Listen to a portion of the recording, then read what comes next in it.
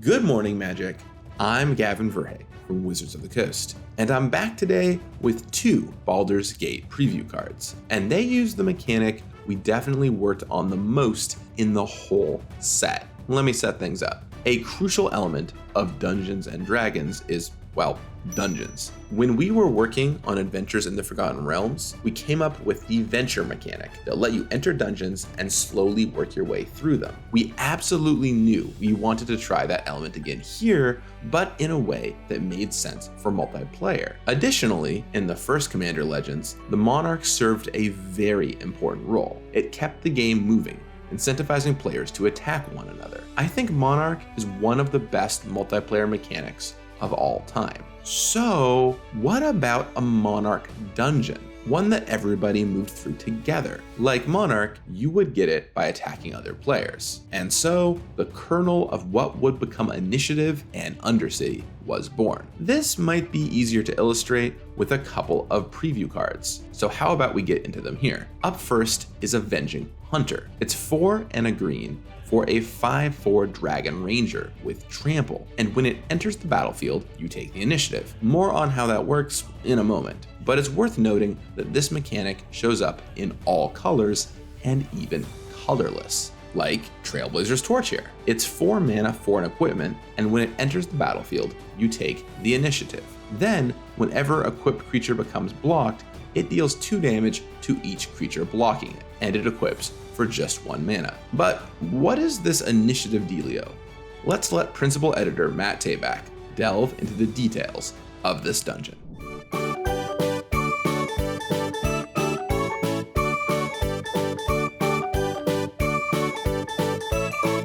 Hey Gavin, thanks for having me on. This week we are looking at the new mechanics of Commander Legends Battle for Baldur's Gate. And we're doing it live. It's just me in my house, sitting at my desk, talking into a screen to your many awesome viewers. Hello, viewers. Let's talk about the initiative. So the initiative is a designation that a player will have.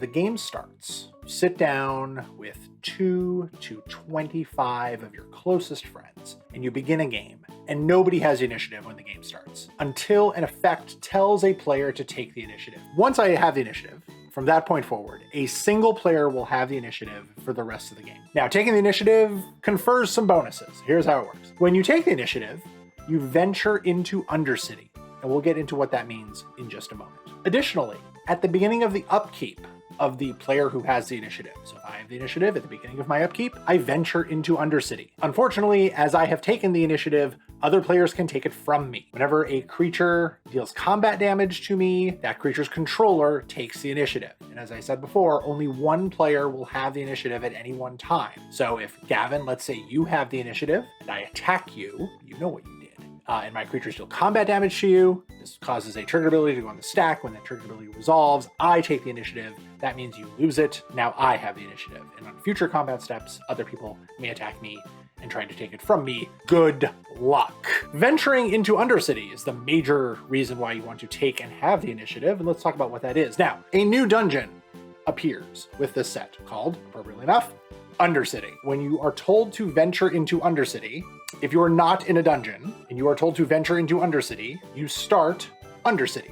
You cannot start one of the previous dungeons. You have to start Undercity. Grab an Undercity, throw yourself into the first room, get the bonus, and you're off and running. Every time you venture into Undercity, you advance to the next room. If you are already in a dungeon, whether that's Undercity or one of the other 3 dungeons, and you're told to venture into Undercity, you move to the next room. If I'm told to venture into the dungeon from a previous AFR card, I cannot start Undercity. I have to start one of the other 3 dungeons. You can only start Undercity if you're told to venture into Undercity.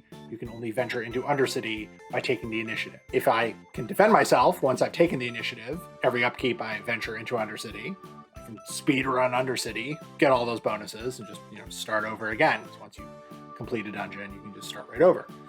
So that is taking the initiative, venturing into Undercity, one of the many cool things you can do in Commander Legends Battle for Baldur's Gate.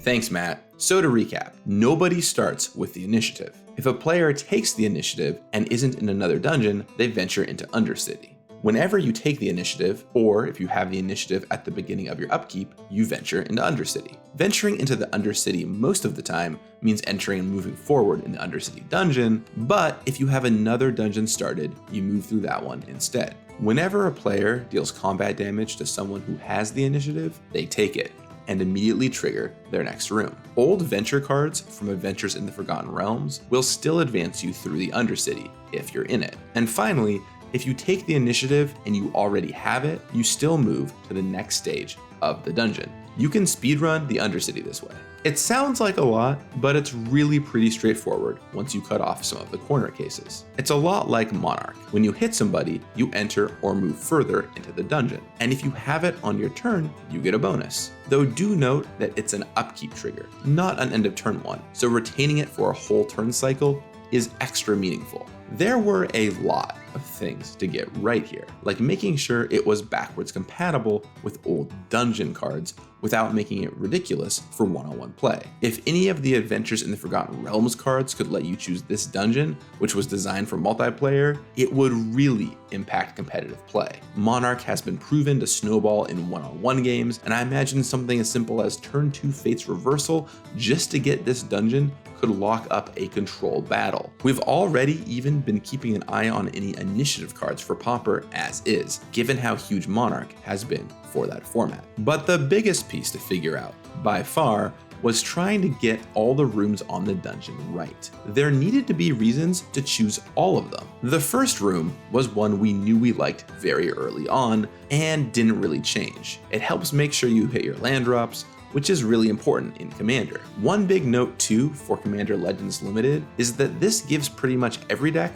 a source of color fixing as well. The other modes either fall into one of two categories: smoothing your early game or keeping the game moving. Scry, Treasure, and Draw are things that help your early and even mid to late game turn out well, while counters, Life Loss, Goading, the Token, and of course, that final room help make sure attacks happen. This final room is a really nice one, which spawned out of an idea I had to face the big boss in the last chamber. This will hopefully help you find an awesome creature to close out the game with. But what do you think about Initiative and the Undercity? Let me know in the comments down below. I'll talk with you again on Monday when the previewing continues with Adventure. But until then, may you have the initiative.